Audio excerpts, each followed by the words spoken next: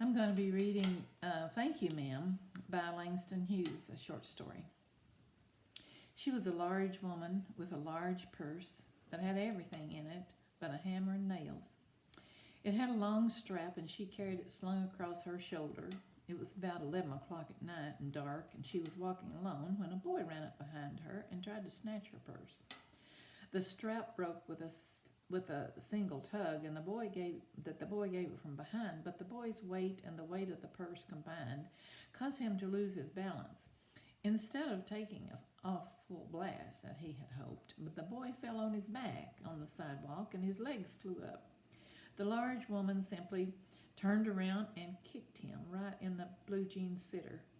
Then she reached down and she picked up the boy by the shirt front and shook him until his teeth rattled. After that, the woman said, "Pick up my pocketbook, boy, and give it here." She still held him tightly, but she bent down enough to permit him to stoop and pick up her purse, and then she said, "Now ain't you ashamed of yourself?" Firmly gripped by his shirt front, the boy said, "Yes, ma'am." The woman said, "What'd you want to do that for?" The boy said, "I didn't aim to." She said, "You a lie." By that time, the 2 or 3 people had passed by and stopped and turned to look, and some stood watching. "If I was to turn you loose, will you run?" she asked the woman. "Yes'm," said the boy. "Then I won't turn you loose," said the woman, and she did not release him. "Lady, I'm sorry," whispered the boy. "Uh-huh, your face is dirty. I got a great mind to wash your face for you. Ain't you got nobody at home to tell you to wash your face?" "No," said the boy. "Then it's going to get a washing this evening," she said, starting up the street and dragging the frightened boy behind her. He looked as if he were 14 or 15, frail and willow wild, in tennis shoes and blue jeans. The woman said, "You ought to be my son. I'd teach you right from wrong. Least I can do right now is wash your face. Are you hungry?" "No," said the being dragged boy. "I just want you to turn me loose." "Was I bothering you when I turned up that corner?" asked the woman. "No." "But you put yourself in contact with me," said the woman. "If you think that contact is not going to last a while, you just got another think coming. When I get through with you, sir, you are going to remember Miss Luella Bates Washington Jones." Sweat popped out on the boy's face and he began to struggle.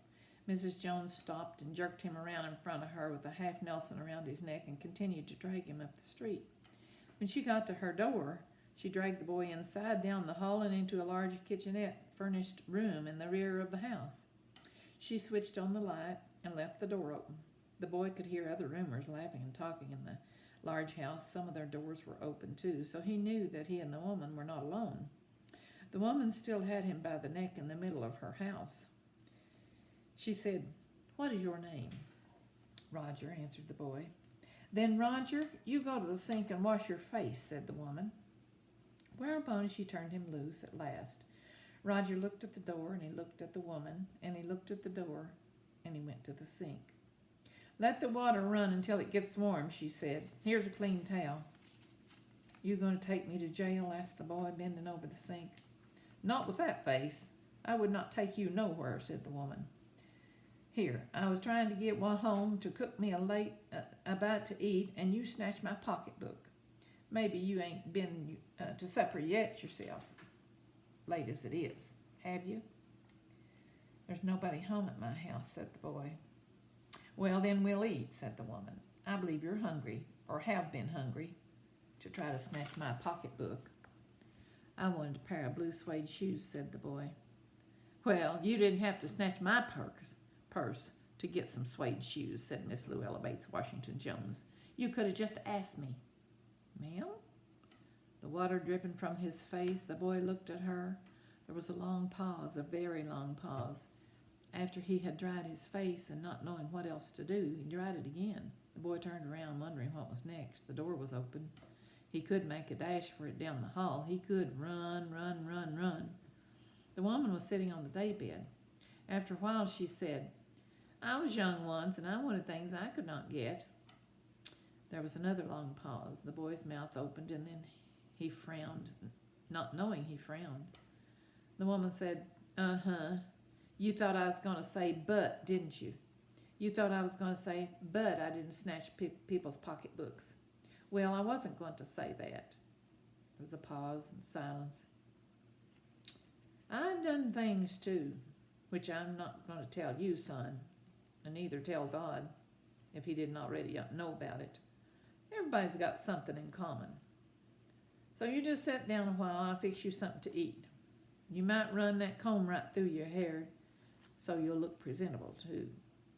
In another corner of the room, behind a screen, was a gas plate and an icebox, and Miss Jones got up and went behind the screen. The woman did not watch the boy to see if he was going to run now, nor did she watch her purse, which she left behind on the daybed. But the boy took care to sit on the far end of the side of the room, away from the purse, where he thought she could easily see him out of the corner of her eye, if she wanted to. He did not trust the woman not to trust him. He did not want to be mistrusted now. "Do you need somebody to go to the store?" asked the boy. "Maybe to get some milk or something?" "No, don't believe I do," said the woman, "unless you want sweet milk yourself. I was going to make cocoa out of canned milk. Here I got." "That will be fine," said the boy. She heated some lima beans and ham she had in the icebox and made the cocoa and set the table. The woman did not ask the boy anything about where he lived or his folks or anything else that would embarrass him.